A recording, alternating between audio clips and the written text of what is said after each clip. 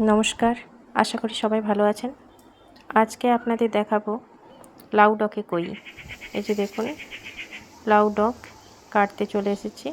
আমাদের বাগানে কুমড়োটা হয়েছে, এটা অন্য একদিন রেসিপি করে আপনাদের দেখাবো। এই যে লাউ শাক ভালো করে ধুয়ে কেটে নিচ্ছি, মাছে লবণ হলুদ মাখিয়ে নিচ্ছি। এদিকে এই মশলাগুলোই লাগবে। এই যে মাছগুলো ভেজে নেব, বেশ কিছু মশলা লাগবে না। 5 ফোড়ন একটু তেলে দিয়ে পেঁয়াজ বাটাটা দিয়ে দিচ্ছি, কাঁচা লঙ্কা কয়েকটা দিয়ে দিচ্ছি, লবণ আর হলুদ দিয়ে দিলাম। এতে বেশি ঝাল দিলে ভালো লাগবে না। এই দেখুন, শাকটা একটু নেড়ে নিচ্ছি, তারপর জল দিয়ে দিচ্ছি। ফুটলে মাছগুলো দিয়ে দেবো।